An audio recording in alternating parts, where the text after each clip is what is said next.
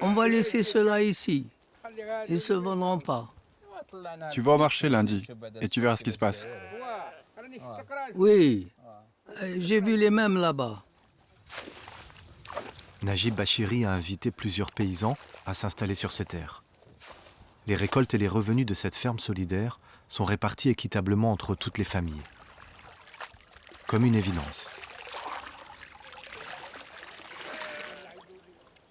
Nous avons perdu, je ne sais pas, une très grande population de cette région qui sont partis en France.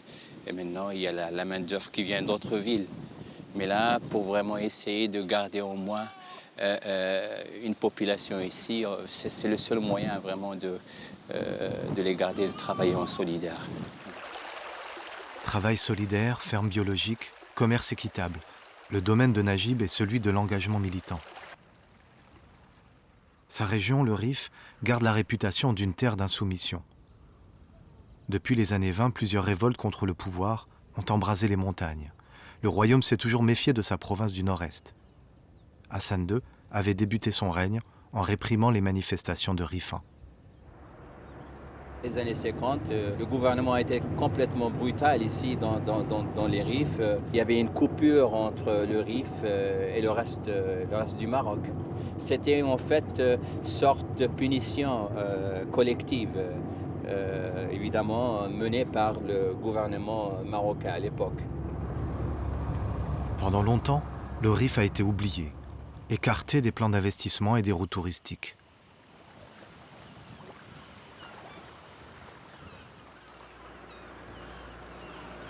Najib Bachiri se bat depuis très longtemps pour que sa région reste à l'abri des décharges sauvages et du bétonnage.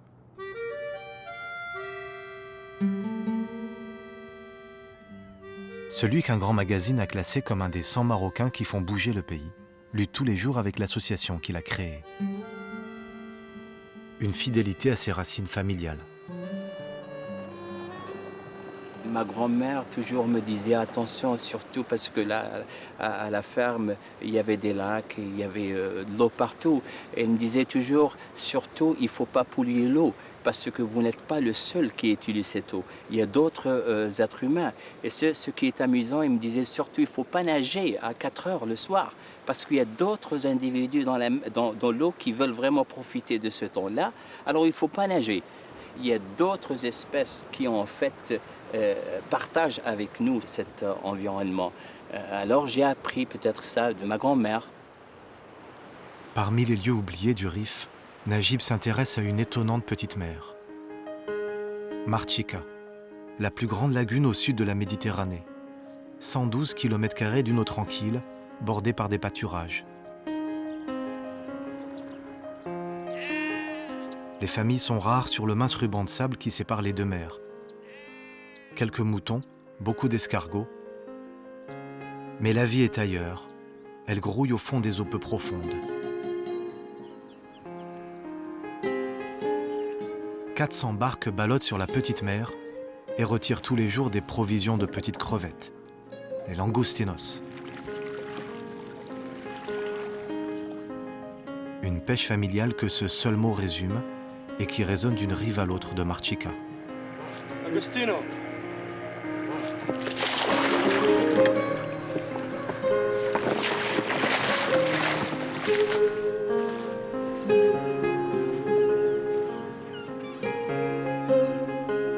Sur les eaux tranquilles, quelques éclaboussures parfois que le silence étouffe, aussitôt.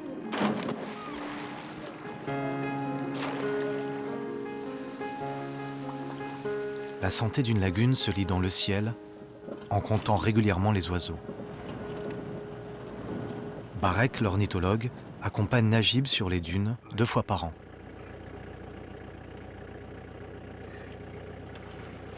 Des canards colverts qui restent, qui n'ont pas migré. Canards marocains, alors ils vont rester ici. Là. Marchika est un perchoir pour des milliers d'oiseaux qui vont et viennent au-dessus de la Méditerranée.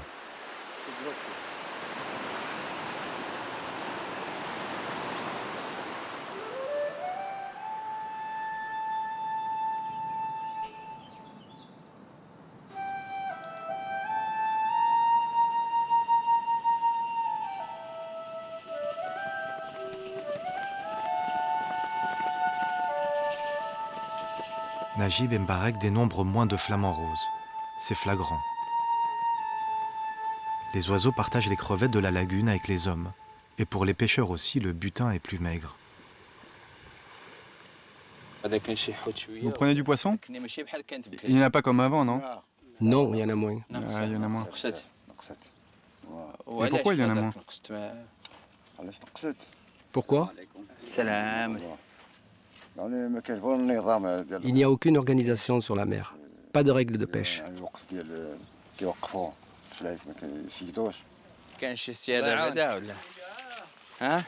Le grand nombre de barques, la taille des filets, tout le monde a son avis pour expliquer que la pêche de toute une nuit tient dans un seau. Pour Najib Mbarek, c'est la saleté de la lagune qui pose problème. Et ça, c'est particulièrement préoccupant.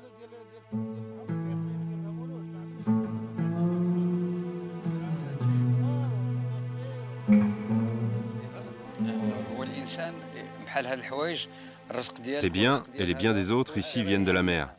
Il faut la sauvegarder.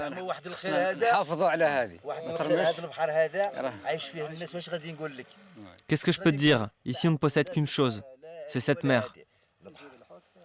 Le malheur de cette lagune vient évidemment de la ville de Nador, dont la population dépasse les 150 000 habitants. Et vous imaginez, chaque personne jette tout le plastique, les bouteilles, les eaux usées, ils sont vraiment jetés directement sur la lagune.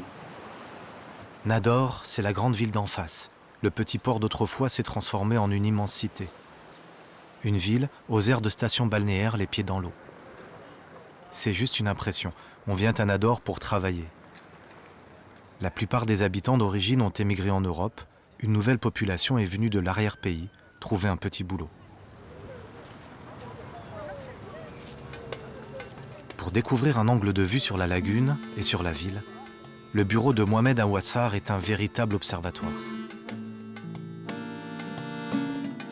Ce jeune journaliste a lancé El Rifi, la gazette de Nador qu'il rédige entièrement seul. Une édition sur la toile et une sortie bimensuelle dans tous les kiosques relatent toutes les informations locales. Il y a toujours des problèmes en ce qui concerne Marchika.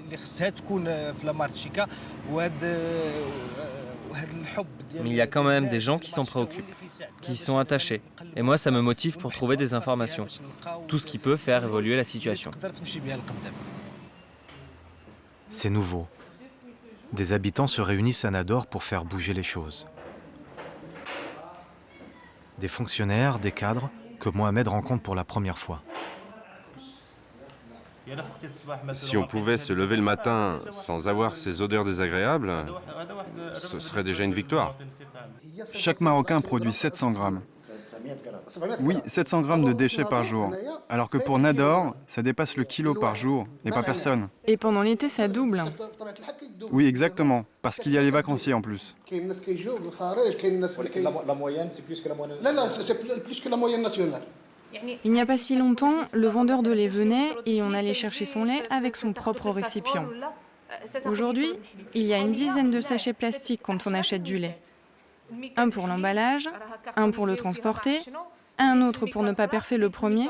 Pour 1 litre de lait, il y a 1 kilo de plastique. Alors ça se fait pas.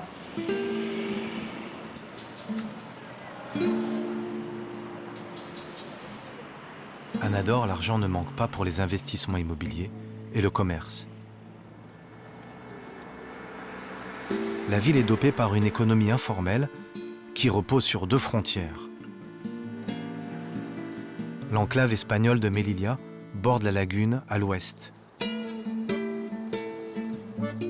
Et à l'est, c'est l'Algérie. Une mine pour les trafics en tout genre.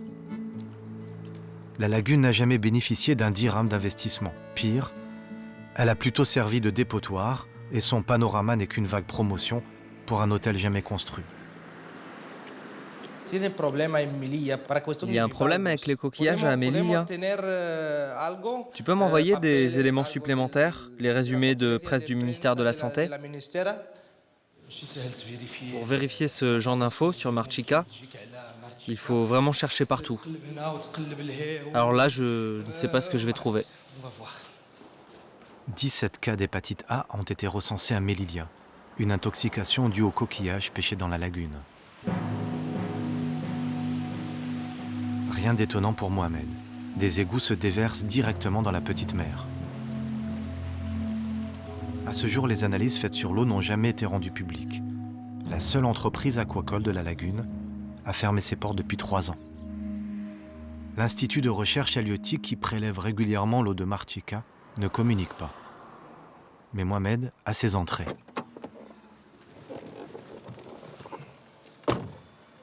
Alors, ce qu'on m'a dit, c'est que les bivalves de Marchica devraient être interdites à la consommation. Elles sont toxiques et elles peuvent même tuer. Voilà ce qu'on m'a dit. Mais les résultats d'analyse ne seront pas rendus publics, même si, officieusement, le laboratoire confirme la toxicité de ces coquillages.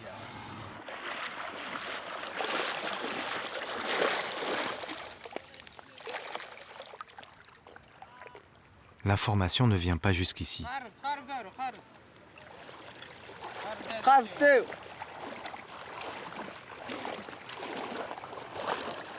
Dès l'aube, les forçats de Marchica sortent de l'eau un filet qu'ils ont jeté à des centaines de brasses.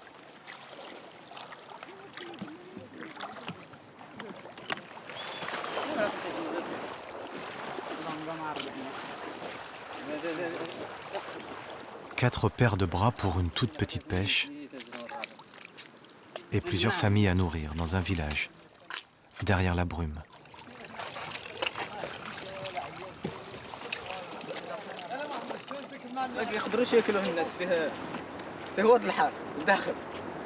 Quand on veut vendre le poisson, il y en a qui nous disent que c'est pas la peine de l'amener, parce que l'oued est empoisonné. Cet endroit est connu dans le monde entier. La saleté, elle, vient de tous ceux qui vivent là depuis le début. Si les gens faisaient attention, la lagune serait magnifique. C'est tout ce que j'ai à dire.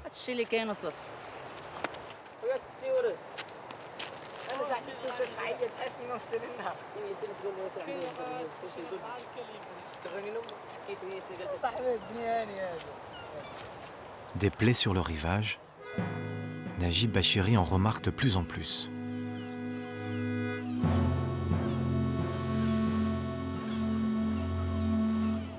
Selon lui, un phénomène nouveau qui n'a rien à voir avec la fatalité.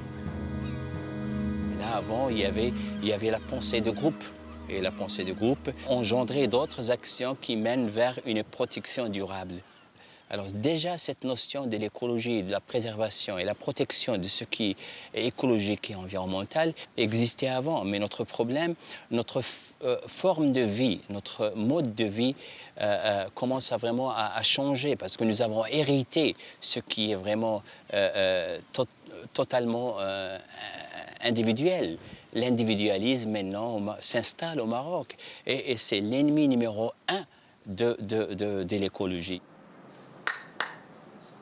Dans le local de l'association, Najib et son camarade de lutte, Mohamed Benatta, contactent de nouveaux relais pour porter leur message. Et pas des moindres. Oui, il y a quelqu'un de Mjlis Al-Hilmi, c'est le conseil des oulamas, si on veut dire. Ils veulent faire une journée à l'environnement donc pour sensibiliser les imams sur l'importance de l'environnement.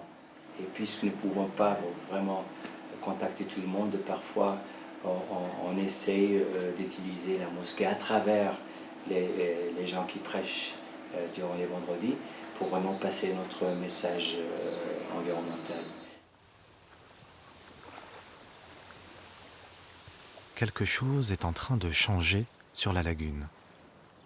Un signe, un premier message venu de la capitale.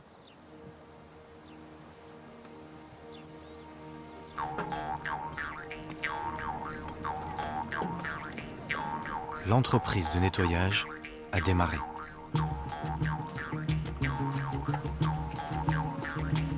Deux bateaux ramasseurs d'ordures ont été acheminés devant Nador pour tenter d'assainir les eaux saumâtres.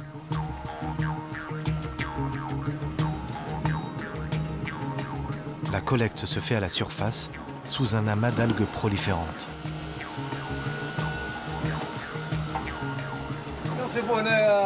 On ramasse de vieux trucs, du plastique, du verre, des herbes. On trouve même des pantalons. En gros, toutes les saletés qu'on jette à la mer. Les bateaux avancent lentement, très lentement, comme le changement des mentalités. Pour l'employé qui débouche le filtre du propulseur, les mauvaises habitudes ont la vie dure. Rapidement pourtant, les bateaux ont recueilli près de 300 tonnes d'ordures. Une petite mer de déchets.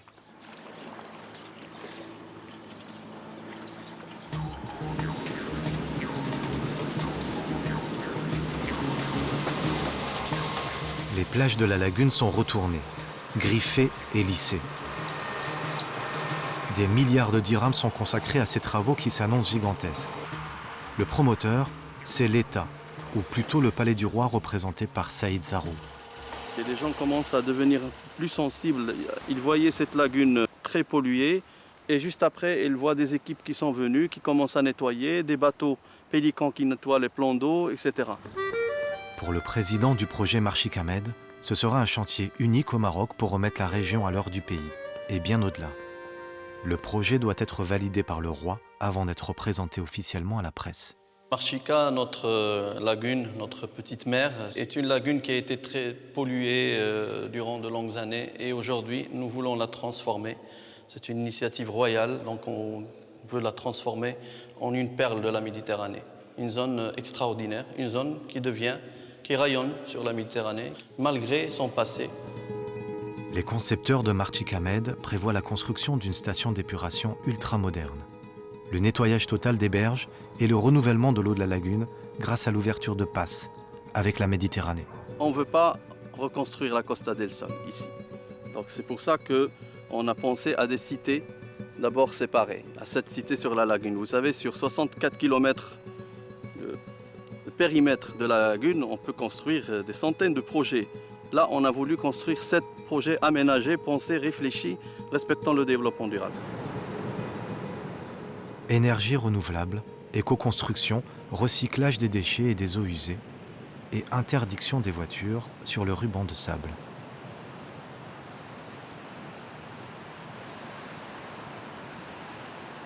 Le projet Marchik Ahmed est très ambitieux, mais c'est encore un mirage sur les rives de la lagune.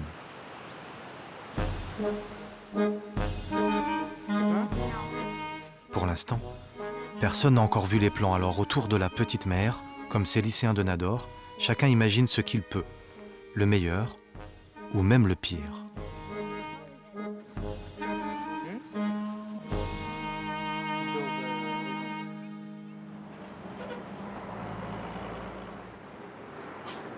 Le projet fait parler de lui et inquiète Najib Bachiri et les autres militants associatifs. Tous les pionniers de l'écologie marocaine sont là pour dénoncer une politique de développement touristique qui veut étaler ses stations balnéaires sur tout le littoral.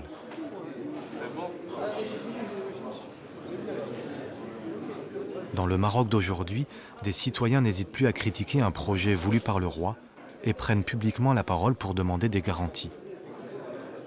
Mohamed vient couvrir l'événement, le ton promet d'être rude. Dans cette revue, le ministre du Tourisme, il reconnaît que le plan Azur est une faillite pour le Maroc. Voilà. C'est une faillite. Donc s'il continue,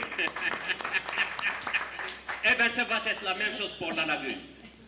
Ils veulent détruire la lagune avec le béton et le bitume. Ce n'est pas ce genre de développement qu'on veut pour le littoral.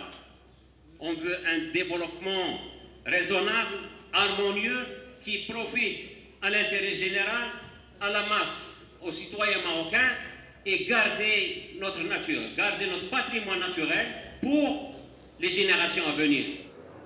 Le gouvernement marocain a classé la lagune de Nador comme site Ramsar. Il a des engagements. Parmi les engagements, c'est la protection totale de tout ce qui est écologique. La biodiversité, les cordons dunaires, la faune, la flore. Alors là, nous, on ne sait pas exactement quelle est l'approche de votre société, comment vous allez vraiment arriver à protéger toute cette richesse écologique, sans vraiment porter atteinte à l'environnement. Une première. Des responsables d'un grand projet national entament un dialogue avec des militants écologistes. Ali Ouazani vient de Rabat pour les rencontrer. On le prend comme projet locomotive pour tirer toute une région et passer d'une économie informelle à une économie formelle, où tout le monde sera gagnant. Maintenant, effectivement, on a un passif. On a des décennies où la région était marginalisée, où la région était polluée, où la Marchika était polluée. Donc tout ça, on est en train de le rétablir. Donc ça, c'est un impératif et c'est notre objectif. On n'a rien commencé à... On s'écoute et on se parle. Mais tout le monde sait que les bonnes intentions et l'argent ne suffiront pas pour sauver Marchika. Aujourd'hui, un des points chauds les plus alarmants de la Méditerranée. Il manque l'essentiel, une prise de conscience de tous les riverains. Certainement le plus gros chantier de la lagune. Mohamed y travaille au quotidien. Ces jours de parution d'El Rifi.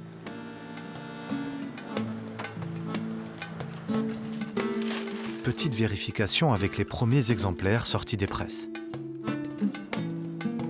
En page 2, l'enquête sur le poison des coquillages. Dès ce soir, le journal sera dans les kiosques. Et demain matin, vous verrez, les gens vont commencer à en parler. Rendez-vous en 2012. Le projet Marchika Med aura peut-être sauvé la lagune. Najib Bachiri aimerait y croire. Quelque chose a déjà changé. Sa région n'est plus coupée du royaume.